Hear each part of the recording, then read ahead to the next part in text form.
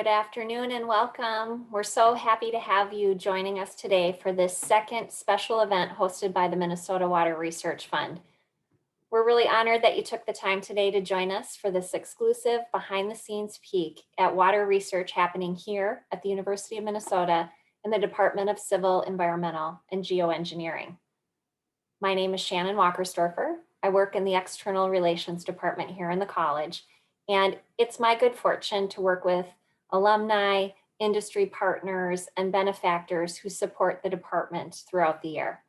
And in my role, I work closely with the advisory committee of the Minnesota Water Research Fund. You're going to hear more from our committee chair and founder, Bernie Bullard, in just a moment. Before we get started though, let's just talk about a few housekeeping notes for today's Zoom session. First of all, if you'd prefer to listen to today's webinar by phone, you can do that and go ahead and use the call-in instructions you can see on your screen right now. Toward the end of today's presentation, we will be definitely having a question and answer session with our presenter, Feng. And so I would invite you throughout the presentation today, if you do have questions, go ahead and enter them using the Q&A function that you can find at the bottom of your screen. I'll be compiling those questions throughout the session and we'll get those in front of Shui, and we can also ask questions of Bernie Bullard if you'd like to do that. Also, there is a live auto transcript on for this session. If you'd like to hide the transcript, you can do so by clicking on the live transcript button at the bottom and choosing to hide. If for any reason you run into technical difficulties today, please go ahead and use the chat function at the bottom of your screen. My colleague, Andrea Hansen, is going to be monitoring the chat function and she can help you troubleshoot any technical difficulties. Finally, we'll be recording this session. We want to make sure that we have an opportunity to share this information with people who are not able to join us today. That recording will be available in about a week. Now that all that housekeeping is out of the way, it's my pleasure to be able to introduce you to the chair and founder of the Minnesota Water Research Fund. Bernie Bullard has devoted the better part of his life to making sure that our water is safe. We are so proud to call him a University of Minnesota alumnus. Bernie has both his civil engineering degree and his master's in business administration from the university. Bernie's a well-known leader in the regional and national water and wastewater engineering field. Over his robust career, Bernie led St. Paul Regional Water Services, served as Director of Water Treatment and Distribution for the City of Minneapolis, and he's also shared his talents with some private firms, including TKDA, SL Serco, and CDM Smith. Bernie has also been active with professional associations such as AWWA and APWA and many more.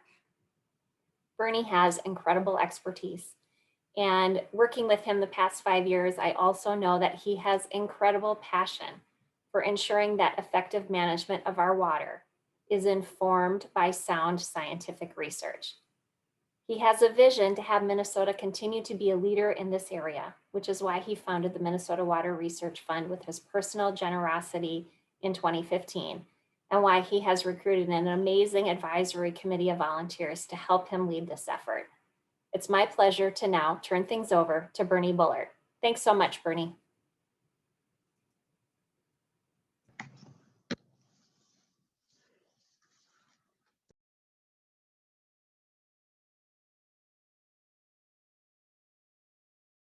Unmuted. There we go.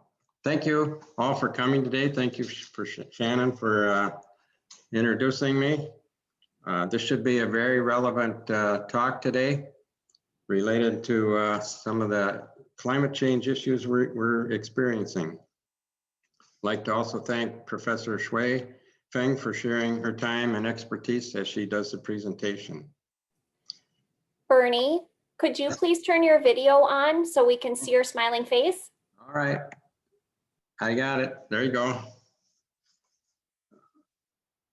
The reason I started this fund was there are several strong universities around the country that have a really strong water research program and tend to get a lot of the EPA money on water research. And Minnesota has a good research program, but I thought it would be valuable to build this fund and grow the water research in Minnesota, my homeland. And grow it stronger and help develop more students with water expertise up in the upper Midwest. And I have the vision and mission on the screen there right now. Our committee put this together for this fund. We want to be a national leader in innovative water research to improve public health and protect Minnesota's water resources. And our mission there, you see, is providing sustained water research funding and partnerships with outside stakeholders. If we can develop the innovative research, improve water treatment technologies and water quality environment, while also building and attracting more research experts, as I kind of stated before. Research advances generated in the laboratory will help with funding of Minnesota Water Research Fund. It could help guide critical water infrastructure decisions and investments across the state of Minnesota and even maybe further across the northern part of the United States. And one of my goals was particularly to help the smaller communities who don't have funds to do water research for their particular problems. I picked this topic this year, SWAY's research, because of climate change is a hot topic these days, and irrigation and water use in the state, in the rural areas, is important to the farmers and the small towns are around those farming communities.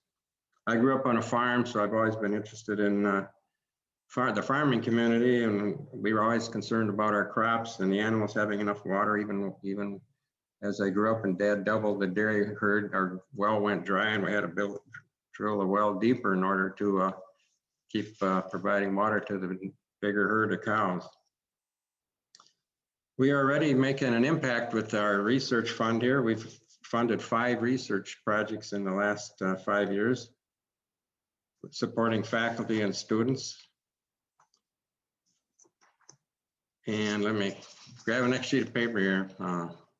Water affects us in so many ways, so we need a variety of research in various areas. So some of the research has been drinking water, some has been wastewater, others could be groundwater, surface water, lakes, rivers, climate change. So there's so many aspects to water in our society and our environment. So research can cut across many different areas. And so I've been picking projects with my committee that kind of go across those aspects.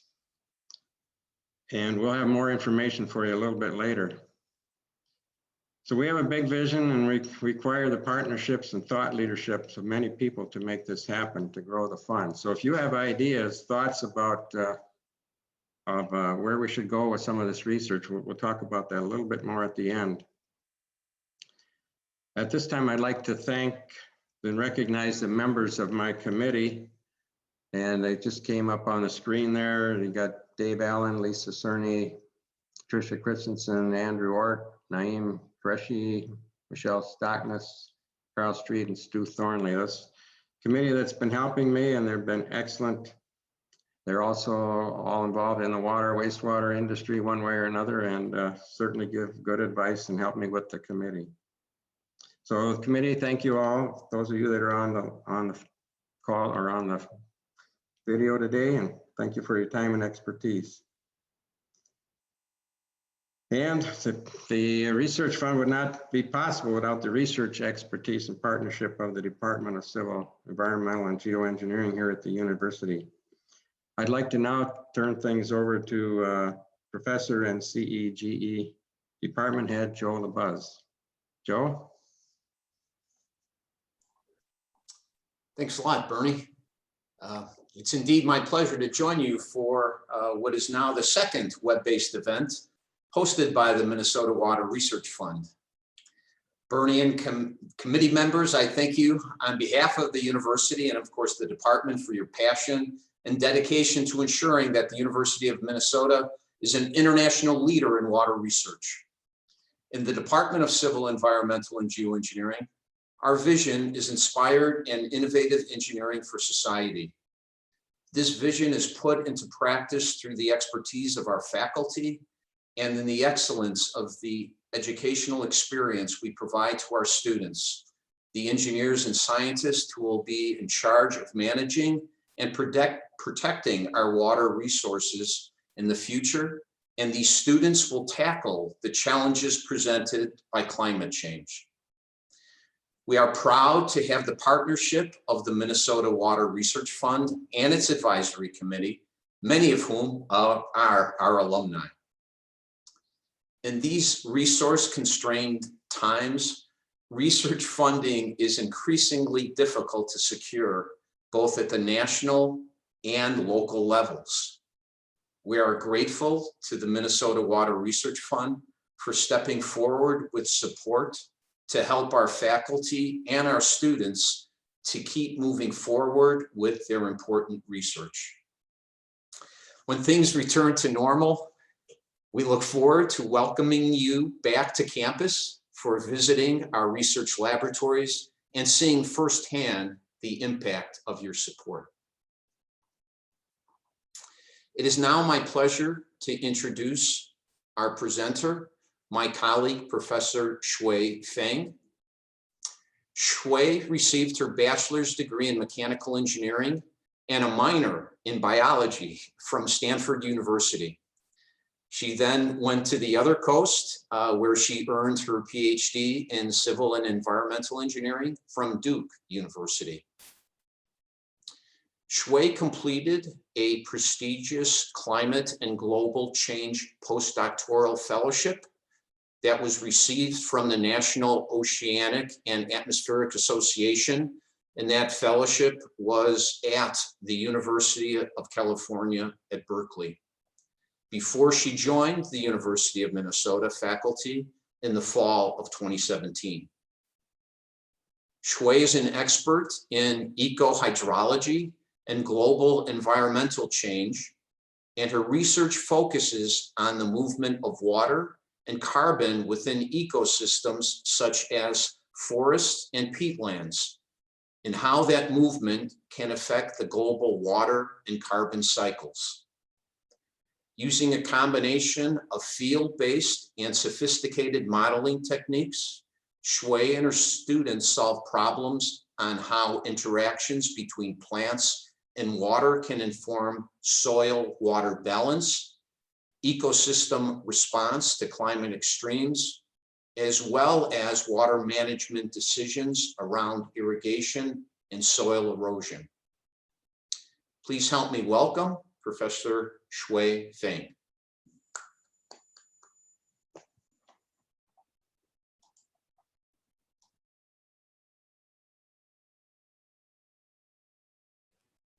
Thank you, Joe, and thank you, Shannon and Bernie, for those wonderful introductions. I'm just going to take a minute to navigate toward my other desktop so that I can share my screen. And start the presentation. All right, so hopefully everyone can see the slides. Okay, so the title, so I'm just going to start. The title of my presentation is called Plants, Water, and Climate Change, and I'm going to be speaking today on how making smarter decisions about plant water use can help improve climate predictions. And since this is a presentation for the Minnesota Water Research Fund, I thought I would start by kind of pointing out how special of a place Minnesota is. So Minnesota is home to a variety of landscapes like none other in the United States. It has boreal forests to the north with conifer trees. It has temperate forests in the middle, dominated by species like oak trees and maple trees, and prairies to the south and west. With that as a backdrop, Minnesota is also at the front lines of climate change. So here on this map, you can see that rising temperatures are altering the boundaries of where those forests might exist. So 7 counties in Minnesota have already warmed more than 2 degrees Celsius since the late 19th century, which is about twice the global average. That means that the species like oak trees and maple trees that have been common in the western and southwestern parts of the state are likely to migrate north, while the pines in the boreal forests in the northeastern of the state are more likely to recede further up into Canada and perhaps even disappear from the state entirely. In this article that was based on a study conducted at the University of Minnesota, you can see how the landscape might change on the left-hand side based on today's climate, and how on the right-hand side in 50 years, how climate change could turn most of the state into an environment that supports better prairie instead of forests.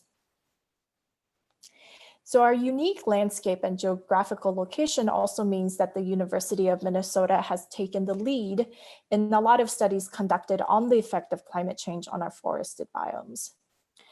This is an experiment called Be Warmed that was headed by the University of Minnesota in Cloquet, which is perched on the edge of two critical biomes. And researchers here are constantly heating the air and soil of just these different plots to nearly 2 degrees Celsius more than the current average.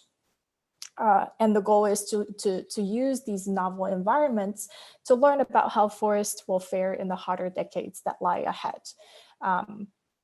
And so according to one of the project founders, they're trying to create in an ecologically realistic way the climate of the future through this sort of a time machine approach. So within each plot, there are dozens of tree species like spruce trees, paper birch from the boreal forest, as well as maples and oaks. And researchers are measuring their growth rates, photosynthesis rates to see how they might respond in a future climate. This is it's in an entirely different set of experiments supported by the US Department of Energy in the Marcel Experimental Forest near Grand Rapids in Minnesota. So the DOE has set up a multi-million-dollar project involving these open air greenhouses that are placed over peatlands. These greenhouses are heated to a different combination of temperature and carbon dioxide concentrations to really see what happens to peatlands and the vast amount of carbon that they store when they undergo climate change. Peatlands store huge amounts of carbon because they are made up of decomposed plant material that have accumulated over millennia, over the course of the Earth's history, right? So to keep all of this carbon in the ground, peatlands need to be kept in persistently cool and wet conditions. But as temperatures rise with global climate change, we expect to see the water table to decline in these ecosystems. And the warmer temperature will also likely increase rates of carbon decomposition. So will the spruce and tamarack trees that grow on these peatlands grow more and take up more carbon dioxide from the atmosphere, in which case they become a net carbon sink? Or will microbial decomposition that increase under these new environments release more carbon from the ground, in which case the peatlands become a net carbon source? So in this picture, you can see a welcome photo, welcome you to these enclosures in which you have a net increase in temperature of +9 degrees from the ambient, and also increase in the CO2 concentrations. And so it does feel a little stuffy when you walk in there during the middle of the summer. All right, the relationship between plants and the climate can actually work both ways. So far I've only talked about how climate can affect ecosystems, but this two-way interaction means that not only will climate change affect how plants respond, but what plants do can actually matter for the climate. So here is a study covered by NPR News, conducted by the University of Minnesota biometeorologist Tim Griffith, who has studied the effect of vegetation on the climate. So he says, during the summer, over corn, what we would see is evaporation rates that are about 40 to 50% higher than, say, over restored prairie or a natural prairie. He says it's true that in other parts of the landscape, like lakes and streams, can also pump out moisture. But because so much of our state is croplands, And those crops sweat so much by taking up water from the ground and passing it through the atmosphere through evapotranspiration. Tim's research has shown that more than 60% of that local moisture come from farm fields. And so this title of this article says, "Feeling Sweaty, Minnesota? Blame the corn." And the reason that you blame the corn is that they're sweating so much through transpiration. These findings are corroborated by other studies by the National Weather Service in Des Moines, Iowa, who recently noted that mature Iowa corn can pump out 49 to 56 billion gallons of water into the atmosphere every day, which can actually add 5 to 10 degrees to the dew point on a hot summer day, and then push that heat index values to 110 degrees or higher. Here is another study conducted by a University of Minnesota-led group at the Institute on the Environment. This study provides the first global picture of greenhouse gas emissions from crop production. So these greenhouse gases consist not only of water vapor, but also nitrous oxide and methane emissions, which come from fertilizers and irrigation applications that stimulate microbial activities on farmlands and ranches. And as those farmlands are stimulated due to higher amounts of water availability and higher amounts of nutrients, they release these greenhouse gas emissions. And so you can see that in the United States, a lot of these greenhouse gas emissions are largely coming from the Midwest, and because that is where most of our croplands are, including in Minnesota. So from all of these examples, you can see that plants and climate are really a two-way street. So of course, changing the climate will affect how our future landscapes might look like, but what plants do in response to climate change will also affect how our future climate would look like. One thing to note is that a lot of conservation efforts do focus on saving trees and other type of plants for their own sake, but we also have to keep in mind that plants do serve an important function in maintaining a careful check on climate change. And they do that through their influence on the energy, carbon, and water cycles. So for example, if you see in this picture, in terms of the energy, in terms of their effect on the energy cycle, you can imagine in a place that do have trees versus the place that doesn't have trees, the surface reflectance will change. And this is a property called albedo, or you can sort of think about how reflective the surface is, right? So the existence of plants will affect the balance between how that incoming solar energy can be partitioned or reflected, and what portion of that gets kept on the ground versus being kind of reflected back into the atmosphere. In terms of water, plants do transpire very, very prolifically. And so they provide a streamlined pathway for water to move from the ground into the atmosphere. So in some locations, they facilitate this process called precipitation recycling, in which a lot of the water is kept locally through this, this feedback loop between plants and the ground. And they increase the humidity in the air and serve as a source of rain. In terms of the carbon cycle, of course, plants do store a vast amount of carbon. And so if you wipe out a whole forest because they succumb to the effect of drought, then you would lose most of that stored carbon that then get decomposed and get released back into the atmosphere. So there are myriads of ways that plants can affect the climate. And the way that scientists try to capture some of these ways is to make climate predictions using huge computer models. What I'm showing you here is a supercomputer called the Summit, which is housed in the Oak Ridge National Lab. And up until very, very recently, this was the fastest supercomputer in the world. It has since been overtaken by another supercomputer in Japan, but it's been put to use in civilian scientific research purposes. So Summit has been used to simulate earthquake simulations, extreme weather simulations, conduct research on material science, genomics, and predicting the lifetime of neutrons in a variety of different disciplines. And one of those ways that we use these supercomputers is to make accurate and reliable climate predictions. And what goes into climate models are mainly equations that represent the fundamental physical principles that drive the climate. And so these equations include the first law of thermodynamics.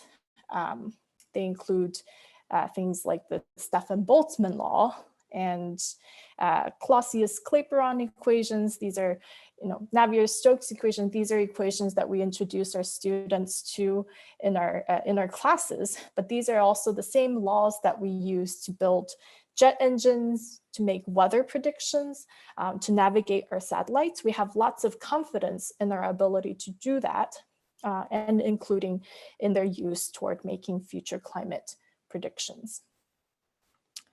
But that hasn't always been the case, right? So these climate models didn't always look like what they look like now.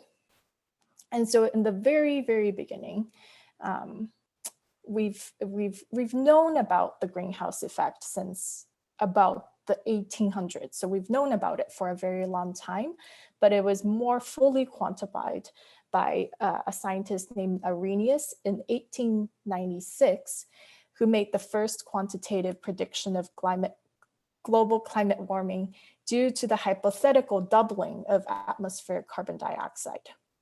So the earliest climate models in the 1960s, 1970s tried to capture this by accounting for the effect of solar energy, which warms the atmosphere, our anthropogenic CO2 emissions, which contribute greenhouse gas into the atmosphere, and the effect of rain. But ever since then, we've come a long way, right? So in the 1980s and 90s, we started to introduce features like the land surface, because that affects, again, the property of reflectance on the land surface, as well as clouds and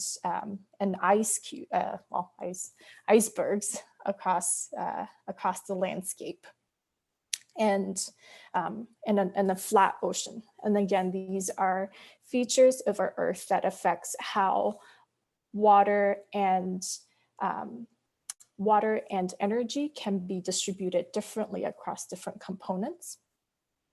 And then since then, we've come a long way. So throughout the second and third and fourth assessment reports, which are reports provided by the Intergovernmental Panel for Climate Change, which are used as a basis for governments around the world to make decisions around the impacts of climate change. So we're up to our fifth and coming up on 6 assessment reports now. We've included a more realistic representation of the land surface and added features like the fluid mechanics that govern ocean circulations, additional injection of carbon through volcanoes, the effect of aerosols, other biogeochemical cycles like carbon cycle, nutrient cycles, and a more sophisticated representation of atmospheric chemistry. This is something, and rivers. And so most recently, scientists are better able to resolve the impacts of interactive vegetation, including in some of the examples that I listed earlier. And this is something scientists are still working to better resolve now, including efforts from my own group that are supported by the Minnesota Water Research Fund. And so just to give you an idea into into what we're working on with respect to this particular area. Right, so we're interested in how plant responses affect the water and the carbon cycles. And a typical response of plants to soil water stress looks kind of, in my mind, as a freshly minted ecohydrologist back when I first graduated from my PhD, looks somewhat cartoony like this. So if you have a healthy plant, a normal leaf, you use more water. And if you had a less healthy plant because you had undergone a drought event, you use less water. And this kind of relationship has been found in a lot of foundational studies in which evapotranspiration, which is the amount of water that plants use, sort of decrease along a soil moisture gradient. As it becomes drier and drier, plants use less and less water. And this kind of relationship has since been incorporated into a lot of climate models. One form of this relationship was called a beta function that was first introduced in a paper published in 1978 on the simulation of field water use and crop yield, and continues to be widely used in modeling today. However, there are a couple of problems associated with this particular simple representation of plant water use, this beta function that you can see across many different kinds of climate models. One is that it's not accurate enough during intense droughts. Here is a study that compares the observed above ground biomass of trees in an Amazonian forest. And then these lines represent what the models are predicting. And you can see that most of these models are not doing a very good job of representing this decline in biomass due to drought. And then it also contributes to large uncertainties in the global carbon cycle. And these, again, are simulations from different kinds of climate models that are run in the supercomputers that I've shown you earlier, that are generating large uncertainty bounds around what the total global primary productivity, so how productive how productive vegetation are across the world, and they're giving us wildly different answers. And so this points to the need to sort of introduce more sophisticated representation of plant water use. And what we've done through efforts from my own group and headed by particularly my student, Brandon Sloan, is to incorporate additional features within these models that can better represent the push and pull of plants with respect to water. So these are the so-called plant hydraulic models that can improve plant water use responses to soil and atmospheric water stress. This model is driven by a series of water potential differences along the soil to plant to atmospheric continuum, and the water fluxes are proportional to the transport capacity or the conductance of water across these checkpoints in the plants, as well as the water potential difference. This is the same principle that is used to describe pipes, flow in pipes. And what this allows us to do is to decompose the effect of atmospheric water demand from soil water supply and quantify how plants will respond to different atmospheric droughts. So in cases where you have high temperature versus soil drought, in cases where you have low soil water availability. Mostly these conditions will co-occur, but not always. And this is especially the case when you have crops that are irrigated. So this kind of simple but more realistic representation of plant hydraulic regulation allows us to realize that the earlier forms of plant responses in which evapotranspiration is reduced under soil drought only occurs when the transport capacity of the plant is high. This is something represented in the series of plots here, in which we've separated the different responses of soil water supply in red and atmospheric water demand in black across a gradient of soil plant conductance. Again, how conductive those plants are. And you can see that the overall response of evapotranspiration with respect to decline in soil converges to this earlier form only when you have unlimited transport, when this conductance term is extremely high. So using these observations, we can further develop new models in cases when the soil plant transport capacity is low. We found that when that happens, plant response depends strongly on atmospheric water demand, which is showing in this plot here. That not only do you get one line, you get multiple lines that can be fitted against the atmospheric water demand value.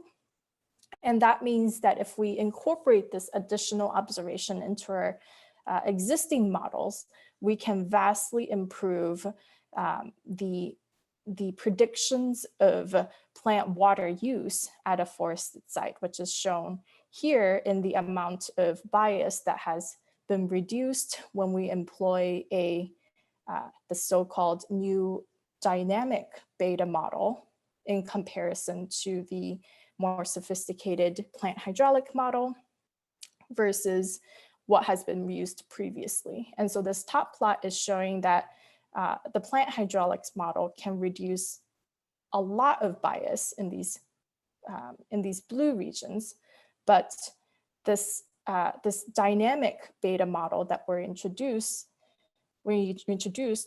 can perform as well as the plant hydraulic model, but without adding as many parameters, right? So this means that it's not reducing bias because it's doing just as well as the plant hydraulic models. And so this is a clear improvement over what has been the default previously in most terrestrial biosphere models. And we're confident that this is going to help us improve predictions of plant water use. So in summary, I kind of briefly talked about how plants can influence the climate through their water use. And through a series of analysis that was led by my student, we found that the plant water transport capacity is the single most important factor for explaining whether plants are sensitive to soil versus atmospheric drought. And what this soil plant transport capacity boils down to is the ability for us to decompose different types of landscapes and plants according to their transport capacity. So those that have low conductance include tall trees or forests during the dry season. Those that have high conductance are examples like irrigated crops, riparian or groundwater dependent vegetation. And so we're currently working to better resolve where these conductances will vary across the state and across the country so that we can use them to then categorize plant water use strategies based on this property of soil water transport capacity so that we can develop these new dynamic beta models to improve predictions about their water use and carbon uptake. So I think I've ran a little bit over time, but I wanted to end with a big thanks to the Minnesota Water Research Fund for supporting these research. And everyone else for listening to my presentation, and I'll stop here. Thank you. Thank you so much, Shui. We really appreciate your presentation and your obvious excitement and enthusiasm for your research. And please thank your student, Brandon Sloan, who I know has been very busy with his work in your research group. So as you all know, this is time for questions and answers with Shui. Also, if you have questions for Bernie, you can go ahead and add those into the Q&A function at the bottom. I see that we've got a couple of questions, so why don't I go ahead and we'll get started with those, and other folks with questions, go ahead and add them in. Okay, Shui, we've got a question around, is it that plants who are drought stressed, or excuse me, is it that plants in drought stressed soil use a lower percentage of the water that is available than plants in normal soil? Mhm. Yes, I would say generally that's true. So when plants become drought stressed, they try to reduce the amount of water they use because they want to be able to better conserve that water. Plants use water partially to drive photosynthesis, but actually water is not the main point of their living. They what they really want to do is to take in CO2 so that they can make plant food. And then the process of taking in CO2, they also have to lose some water because water molecule is a smaller molecule compared to the CO2 molecule. And so when water becomes limiting, then their stomates, which are these openings on the surface of their leaves, start to close so they can reduce the amount of water that they lose. But when they do that, it also means that they cannot take in more CO2. And so if that condition persists for a really long time, then the carbon source within plants, which they use as food, right, will start to become depleted. And so as the drought keeps going on and on, then eventually the plants will starve. Thank you. We've got another question from Shaheen, who asks, do you expect to see forest fires in Minnesota similar to California in the near future? So I would say that our climate compared to California is currently very, very different. And so I guess I wouldn't want to say that in the near future we're going to see the same magnitude and extent of the wildfires in Minnesota similar to those that you would see in California. The wildfires in California is both kind of a response to a drying climate, but also a response to some of the housing decisions that the state have made over many, many, many decades, right? So you have an encroachment of houses into previously uninhabited forest, and because of the existence of those houses in those regions, the forest fires that would have occurred naturally in those regions have been suppressed for many, many decades. And as a result of that, you get large buildup of flammable material that can then lead to very undesirable outcomes during extremely dry years. But I would say that as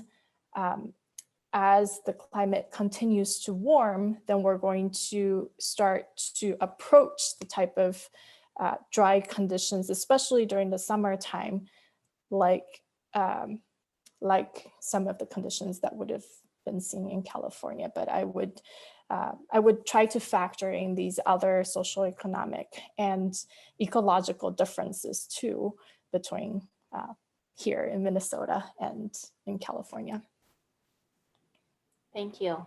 Bernie, there's a question in the Q&A for you. It says, Bernie, I may have missed this earlier, but how many research projects has the Minnesota Water Research Fund helped to fund so far? Oh, you're on mute, Bernie.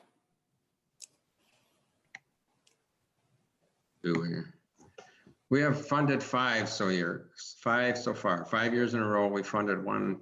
I think one year I did 2, but we funded projects every summer for the last 5 years. Great, thank you. All right, Shui, we've got another question for you. It says, we just purchased a property in the Duluth area that has a few acres of forest that I would characterize as typical for the region, some pine, birch, and other smaller trees. How should we manage that forest to ensure it is healthy and does not inadvertently contribute to climate change? I would say that the way that a forest can contribute to climate change is if it kind of undergoes a die-off and a lot of the species die. And so that's the most that's the most profound impact on climate change. And there are a lot of different ways that a forest can become unhealthy, right? And one of the ways is due to the impact of drought. And those are, I would say, not just local, but hinges on statewide, national, and also international cooperations and policies that we implement at those levels to try to stem by putting in caps on emissions, by other economic policies to try to help us transition from a carbon-based economy to a more energy efficient and renewable energy based economy. And so I guess that's a more a broader level consideration. There are also impacts due to introduction of pest species, so invasive pests that can potentially affect the health of the forest, and those are pretty well managed from the recommendation of the Forest Service in our state. And so if you visit the Department of Natural Resources, I believe they have a few recommendations about steps that you can take to help stem the spread of different types of invasive species on forests. Great, thank you. I don't see any more questions in the Q&A right at the moment, but I do have a question for you. Shui, would you just talk about what inspired you to go into this area of study and research and teaching? I became interested in this area because I thought it was a very important problem, and I wanted to do something about it and understand it better. And I also thought that it was a very interesting application of a lot of the principles that we learned as engineers of water transport, of the kinds of, the plant hydraulic regulation of the type of pressure gradient driven flow of water, and things that we learned as mechanical engineers or civil engineers that usually get applied in pipes or in dams to more natural ecosystems. And so we have these set of physical principles that work just as well in the natural environment as they do in a built environment. And I wanted to use those engineering tool sets to help understand the natural world a little bit better. Thank you. We're so glad to have you here at the university. And I don't see any more questions in the Q&A. So I think what we'll do is we'll thank you, Shui, and I'm going to turn things over for our wrap up to Bernie.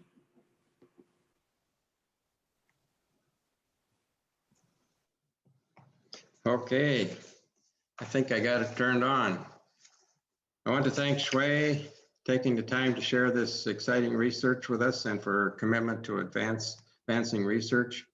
Climate change is a complicated challenge facing our world, and we are proud to have you digging into this issue and leading the way here at the University of Minnesota. My thanks to all of you who are attending today and to our advisory committee for their time and leadership for the research fund.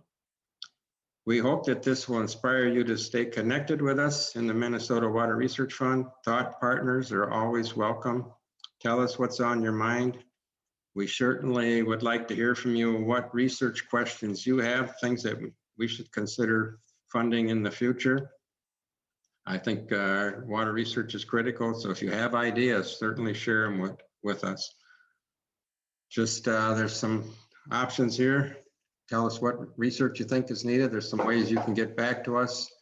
My email, or put them in the chat window, or contact Shannon there. They're all on the screen. If you have ideas, reach out to me directly because I'm kind of tracking everything that's going on. If you want to stay informed about our work and be invited to future presentations or events, you're invited to join our email list. Just contact Shannon and she will put you on the email list of what we're doing. Advancing water research and tackling important challenges like climate change takes financial resources. We would welcome your philanthropic support for our fund. I'm excited to announce that we will be participating in Minnesota's Give to the Max Day coming up Thursday, November 19th. It's a statewide celebration of the impact that philanthropy can have, and we invite you to join us.